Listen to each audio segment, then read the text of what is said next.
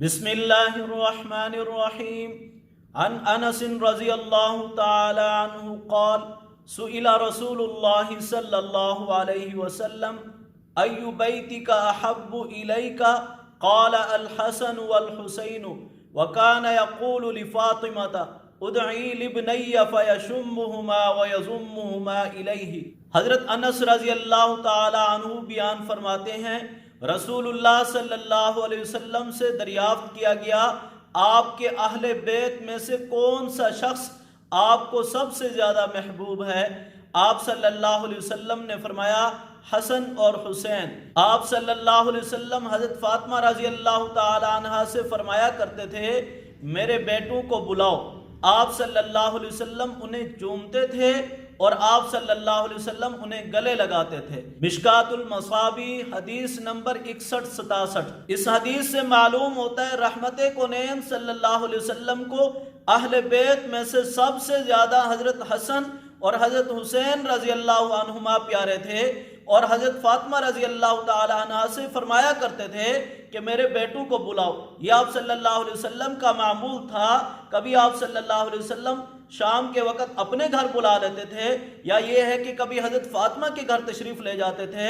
روزانہ آپ صلی اللہ علیہ وسلم اپنے شہزادوں کو اپنی گود میں لیتے، اپنے پاس بلاتے، آپ صلی اللہ علیہ وسلم انہیں چوما کرتے تھے، بلکہ ایک حدیث میں آتا ہے آپ صلی اللہ علیہ وسلم ان کی زلفوں کو سونگا کرتے تھے اور انہیں اپنے دل سے لگایا کرتے تھے۔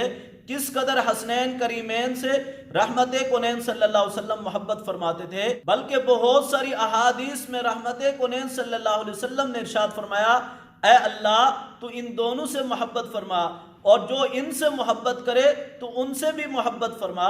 حسنین کریمین کی محبت ہمارے ایمان کا لازمی حصہ ہے۔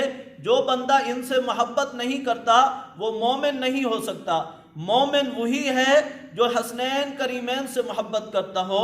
اب اس حدیث کو سامنے رکھتے ہوئے ذرا سوچئے، آج ہم 1500 سال بعد پیدا ہوئے ہیں، اور صحابہ کرام سب سے زیادہ اللہ اور اس کے رسول کی مرضی پہ چلنے والے تھے۔ صحابہ کرام سب سے زیادہ رسول اللہ صلی اللہ علیہ وسلم کی سیرت کو، کردار کو، آپ کی اداؤں کو اپنانے والے تھے۔ جس سے حضور پیار کرتے ہوں، صحابہ کس قدر ان سے محبت کرتے ہوں گے۔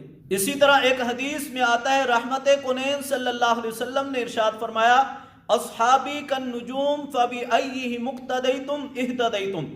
میرے صحابہ ستاروں کی مانند ہیں، ان میں سے جس کی بھی اقتدا کرو گے ہدایت پا جاؤ گے، کامیاب ہو جاؤ گے۔ ایک اور حدیث میں رحمت کونین صلی اللہ علیہ وسلم نے ارشاد فرمایا مثل اہل بیتی کسفینۃ نوح۔ میرے اہل بیت کی مثال نوح علیہ السلام کی کشتی جیسی ہے۔ جب نوح علیہ السلام کے زمانے میں طوفان آیا، صرف وہی لوگ بچے تھے جو نوح علیہ السلام کی کشتی میں سوار ہو گئے تھے، حتیٰ کہ ان کا بیٹا بھی جو پہاڑ پہ چڑھ کے سمجھ رہا تھا کہ میں بچ جاؤں گا، وہ بھی غرق ہو گیا، اور ساری کے سارے جو کشتی سے باہر تھے غرق ہو گئے۔ اسی طرح رحمت کونین صلی اللہ علیہ وسلم کے اہل بیت سے محبت کرنے والا، ان کے نقش قدم پہ چلنے والا ہی کامیاب ہوگا، اس کے علاوہ کوئی کامیاب نہیں ہو سکتا۔ اب ان دو حدیثوں میں ذرا غور کیجئے، ستارے آسمان پہ ہیں، کشتی سمندر کی چیز ہے، اور ہم خشکی پہ رہنے والے ہیں، پھر آپس میں کیا جوڑ ہو سکتا ہے؟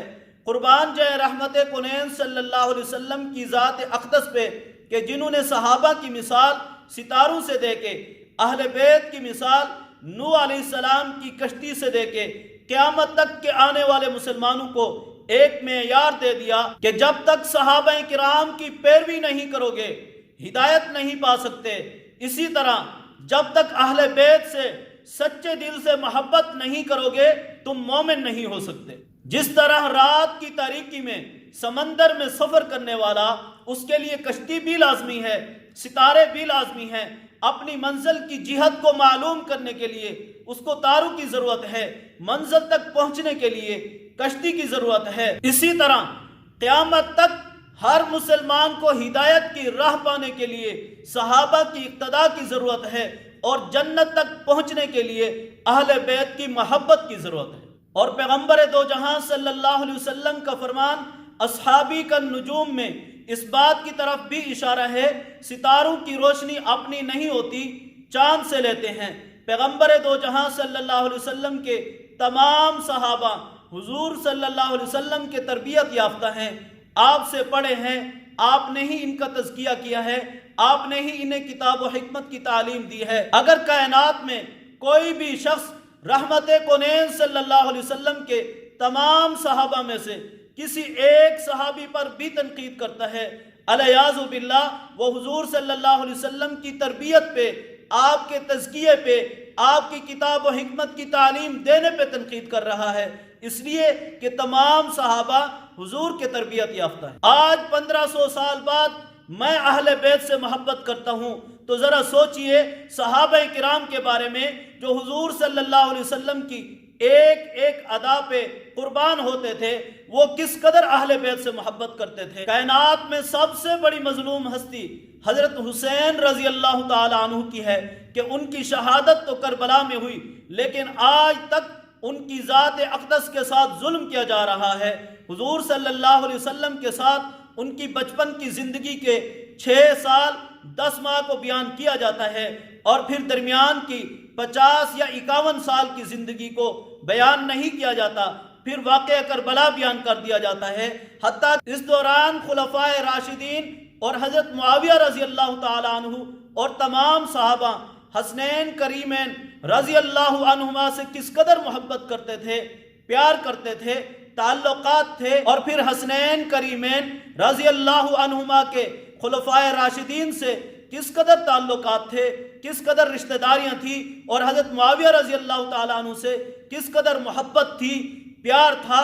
اگر درمیان کی زندگی کو بیان کر دیا جائے، قیامت تک کسی مئی کے لال کو جرت نہیں کہ وہ صحابہ کرام پہ تنقید کر سکے۔ آج ایک عالم دین 20 سال تک دین کی خدمت کرتا ہے، قرآن کا درس دیتا ہے، احادیث نبویہ صلی اللہ علیہ وسلم کو بیان کرتا ہے، اس کی زندگی پہ تو سوانح لکھی جاتی ہے، ضخیم کتابیں لکھ دی جاتی ہیں، اس کی زندگی کے حالات کو بیان کیا جاتا ہے۔ حضرت حسین رضی اللہ تعالی عنہ جو حضور صلی اللہ علیہ وسلم کو سب سے زیادہ پیارے ہیں، لاڈلے ہیں، حتیٰ کہ حدیث میں آتا ہے رحمت کونین صلی اللہ علیہ وسلم ان کی زبان چوسا کرتے تھے اور اپنی زبان حضرت حسین کو چسوایا کرتے تھے۔ پھر کیا المیہ ہے کہ ان کی درمیان کی 50 سال کی زندگی کو بیان ہی نہیں کیا جاتا۔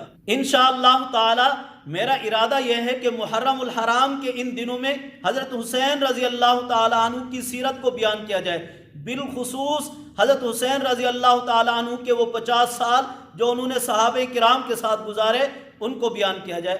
وآخر دعوانا ان الحمد للہ رب العالمین۔